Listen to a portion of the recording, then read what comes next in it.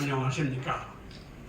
먼저 여러분의 건성과 가정에 하나님의 축복이 가득하시기를. 저는 KBS 방송국과 기독교 방송국에서 3년 동안을 정기 방송을 했습니다. 왜 이 말씀드리냐니 그 방송국에서 이기철 목사 목소리가 참 좋다고 시청자들도 수없이 전화가 오고 그랬습니다. 그래서 제가 말씀드리는 것은, 그런데 나이가 들으니까 목소리까지 늙었어요. 목소리까지 변했어요. 그래서 오늘 목소리 변했지만은 제가 오늘 제 날이고 제 생일이기 때문에 여러분들이 다 같이 기뻐해 주길 바라서 제가 제일 좋아하는 성경 구절과 노래가 있습니다. 시편, 다윗 이스라엘의 두 번째 임금 다윗 임금이 지은 시편 23편입니다. 여호와는 나의 목자시니 내게 부족함이 없다. 나로 하여금 푸른 초장에 눕게 하시며 잔잔한 물가로 인도하시도다. 이 성경 구절이 오늘 90년 동안 나를 인도하셨습니다. 그래서 이 성경 구절을 제가 좋아합니다. 그래서 이 노래를 먼저 오늘 1절만 불러보겠습니다. 잘못 부르면 격려의 박수 해주시고, 잘 부르면 축하의 박수 해주시고, 오늘 조금 기쁜 날이니까. 여호와는 나의 목자시니 내게 부족함이 없으리. 잔잔한 물가로 인도하시도다. 진실로 소돔과 인자하심이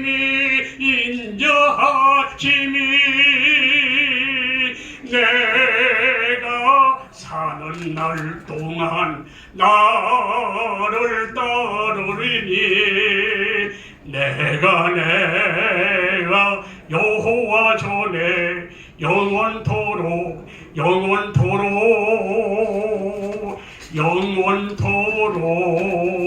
거하리로다. 진실로 소돔과 인자하심이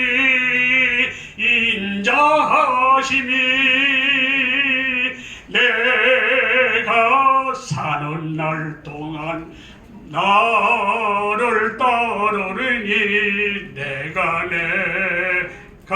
여호와 전에 영원토록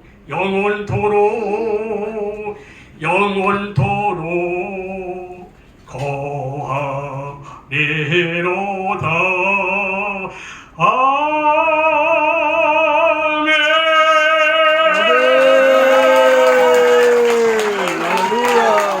아멘. 할렐루야. 미국 유지니어 주의 주립대학에서 연수박교에서 1982년도에 처음으로 내 혼자 미국에 가는 길입니다. 일본을 지나서 가는 도중인데 비행기 기내에서 방송이 나오는데 이기철 선생님 계십니까? 하는 방송이 나왔습니다. 그래서 나 혼자 가는데 깜짝 놀라가지고 내 이름 부를까, 또 동명이인이 있나 보다고 가만히 있었어요. 계속해서 이기철 선생님 계십니까? 그래서 내가 이렇게 손들었더니 승무원이 와요. 승무원이 오더니 이기철 선생님입니까? 예, 그렇습니다. 무슨 일입니까? 난 불안해 죽겠는데 서울 칼기 대한항공 동사에서 연락이 왔다는 거예요. 무슨 연락입니까? 1등석으로 모시라고 하는 연락이 왔다는 거예요. 난 모르는 일이죠. 그래서 나는 생각이 1등석에는 의자도 다르고 먹는 것도 다르고 아주 널찍한데 혼자서 태국 가서 1등 수석하고, 왜 그러냐?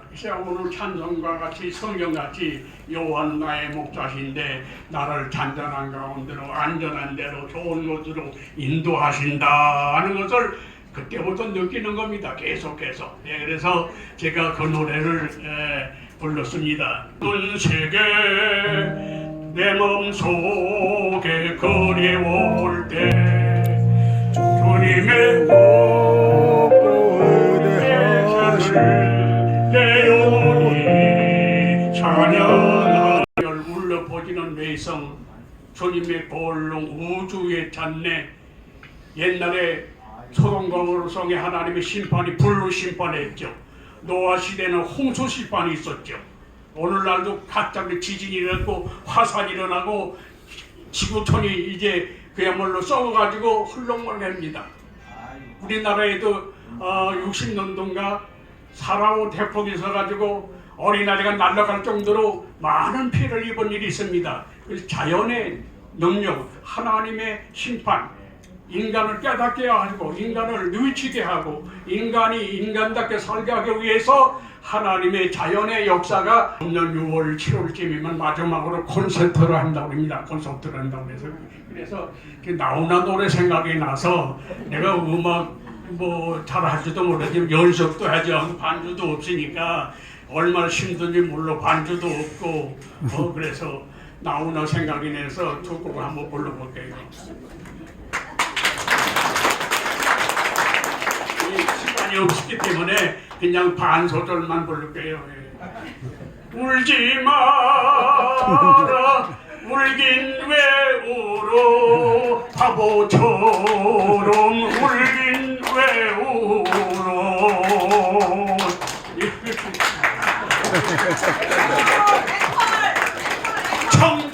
청춘아 내 청춘아 어디 갔느냐. 이 청춘이 어디게 같은데 이게 늙어 보세요. 91년이 됐어요. 그래서 오늘 우리는 지나온 다음마다 눈물 고였다 하리 소린다.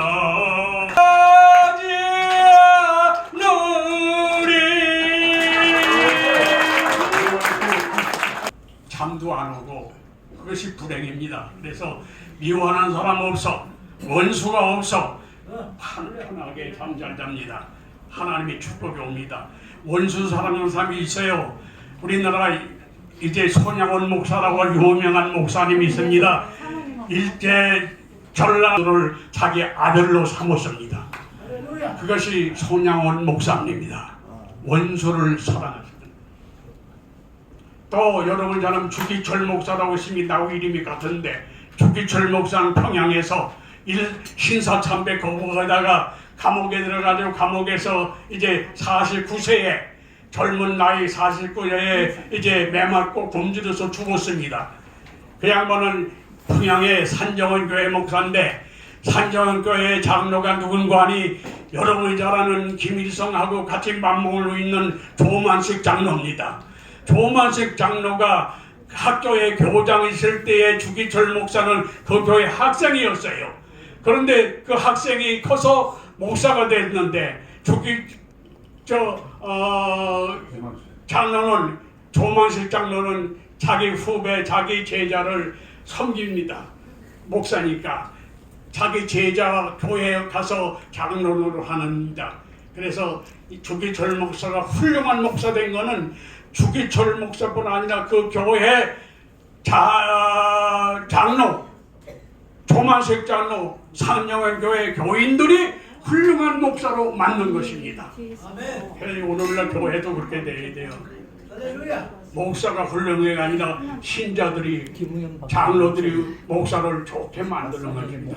저도 제가 이기철 목사도 제가 뭐 잘난 건 없는데 그래도 배울 건 많이 배웠거든요. 배울 만큼 배우고 먹을 만큼 먹고 했어요. 대학을 3개 나왔으니까 그 당시에는 없었어요.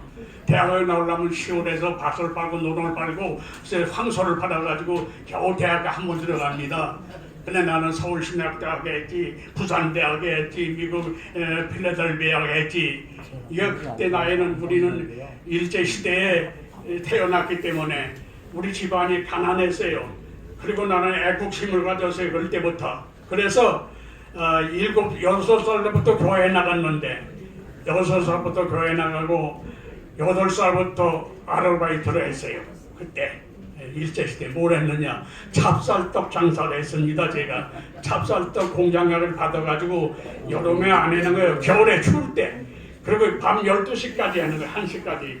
외부 여관 애들은 여관 근방으로 여인숙 근방으로 다니면서 찹쌀떡 하면서 8살부터 제가 12살 때까지 독학을 한다고 그러니까 고학을 한다고 그러니까 혼자 살았어요. 왜?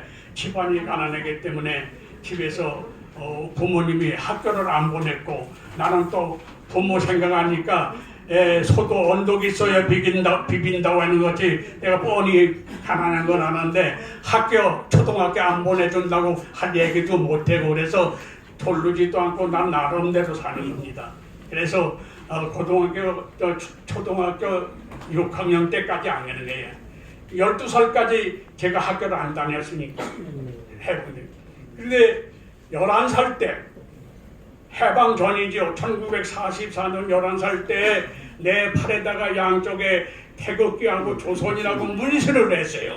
지금도 있습니다. 지금 여기 80, 70분 장로님 오셨지만은 그래서 초등학교에 나오고 공짜로 나오고 중학교도 중학교라고 있었어요. 안성에 유림에서 유교에서 재단이 유교 재단인데 거기서 말했어요.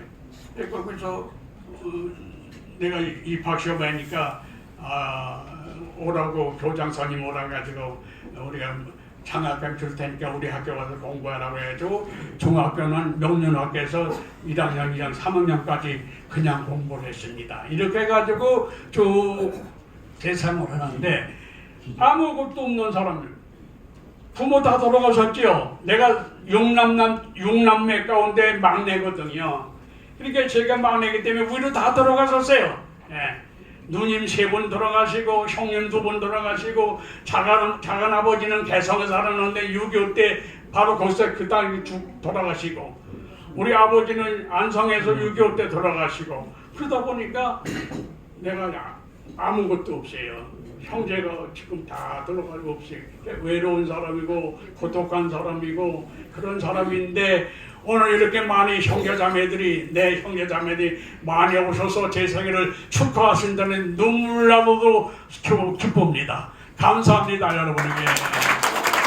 유경수 여사님을 이제 저격을 하게 됐습니다. 그때 장식이 그래서 지금도 여기 조선이라고 있어요. 그래서 일본에서 들어온 조총련의 간첩으로 내가 잡혀갔어요. 그런 경험.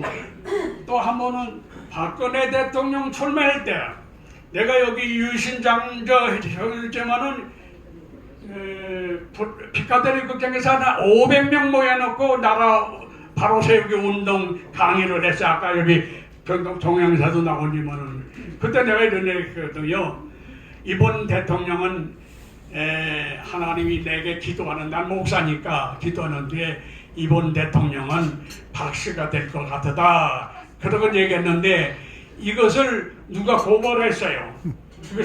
선거 운동한다고. 그래서 검찰청에서 소환장에 왔어요. 그래서 검찰청에 갔어요.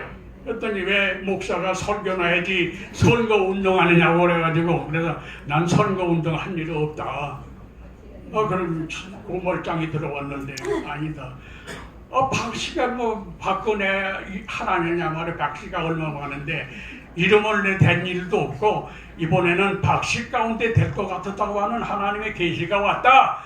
이런 얘기 한 것뿐이라고 그랬더니 이 검사가 묻더라고요. 그런 일도 있었습니다. 그래서 여러분에게 이런 말씀드리는 것은 사람입니다. 그래서 여기 유신분립, 유신복례 이거 제가 만든 글이거든요. 종교 평화 없이 세계 평화 없다. 그 얘기한 거예요. 이것이 내가 1965년도부터 주고 이걸 강의된 것입니다. 유신분립은 뭐예요? 믿음이 없고 신용이 없으면 설 자리가 없고 갈 데가 없다 이 말이에요. 그 반대로 유신복내라. 믿음이 있고 신용이 있으면 복이 오는 거예요. 복이 오는 거예요. 사람이 복을 따라가고 돈을 따라가는 게 아니라 믿음이 있고 신용이 있으면 진실하면 복이 오는 거라 이 말이에요. 그래서 이것이 제가 1965년부터 부르짖는 내 표입니다. 또 하나는 뭐가 있는 거니? 잘 살아야 잘 죽고 잘 죽어야 천국 간다. 교회 다닌다고 천국 가는 거 아니고 설관에 간다고 절교가 아니라 사람은 잘 살아야 돼요. 그래야 잘 죽어. 잘 죽어야 가는 거예요. 개 죽으면 하는 사람만 가지고 마지막에 잘하다가 또 마지막에 망하고 패가 망신하고 그런 사람 많거든요. 그래서 그런 말씀을 제가 드리는 것입니다. 원수를 살아가라. 어려운 얘기입니다. 천만 가운데 한 사람 그러다 부인이 그렇게 악해요. 남편을 구박하고 뭐 몽둥이 때리기도 하고 뭐 별짓 다 했어요. 소크라테스 부인이 하루는 소크라테스가 아테네 시에서 청년들을 모아놓고 애국 강의를 하고 들어오는 저녁에 들어오는데 부인이 물동이 들고 집에 오고 이 소크라테스 집 앞에서 마주쳤어요. 소크라테스 부인이 자기 남편을 뻔히 눈으로 째려보더니 그냥 머리에 있던 물동이를 자기 남편 머리에다 다 쏟아버렸어요. 얼마나 화가 났겠어요. 그러나 소크라테스는 뭐라고 했니까? 눈에서 번개불이 번쩍 번쩍 하더니 소낙비가 올 줄 알았다. 그렇게 이야기했어요. 그러고서 더 물을 털고서 방으로 들어갔다 오는 얘기입니다. 야, 그리고 소크라테스가 한 얘기는 남은 얘기는 내 자신을 알아라 하는 것을 우리가 널리 알려주는 말입니다. 또 하나는 선한 사람은 살기 위해서 먹고 악한 사람은 먹기 위해 산다. 돼지는 뭐 살기 위해서 먹는 것이라 얘기해요. 그러나 악한 사람, 선한 정말과 불의한 사람은 먹기 위해서 사는 거예요. 네, 먹기 위해서. 그런 사람이 되면 안 된다. 소크라테스를 그렇게 선한 철학자인데 성자인데 501명의 아테네 법정에 모여가지고 이제 재판을 하는데 첫 번째 투표에서 유죄로 선고를 받았어요. 소크라테스가 이 501명이 투표했거든요. 그래서 첫 번째 투표에서 유죄 선고를 받았죠. 두 번째 투표에서는 34표 차이로 사형 선고를 받았습니다. 그래서 소크라테스는 501명이 모이는 아테네 시의 정치인들 앞에서 사형을 받았어요. 사형을 받고 한마디 말씀한 것이 아테네 시민 여러분들이여, 자기 영혼과 국가와 민족을 위해서는 아무런 생각도 없고 관심도 없고 자기 자신의 사리사욕과 자기 명예와 세속적인 온갖 향락에만 몰두하는 아테네 시민 여러분 부끄럽지 않습니까? 하고서 사약을 받아 먹고서 거기서 쓰러졌어요. 그것이 소크라테스의 마지막 죽음입니다. 그래서 우리 소크라테스가 시간이 없어서 모르겠습니다. 이 세상은 꺾고 가는 세상이고 고장난 세상이고 병든 세상이거든요. 그래서 고장난 시계처럼 인생에 가는 것이다. 인생에 가는 것이다. 세월이 가는 게 아니고 시간이 가는 게 아니고 여러분이 가는 것이고 내가 가는 것이고 지금은 없어요. 옛날에 이런 찬송이 있습니다. 금주가라고 금주함에 있나니라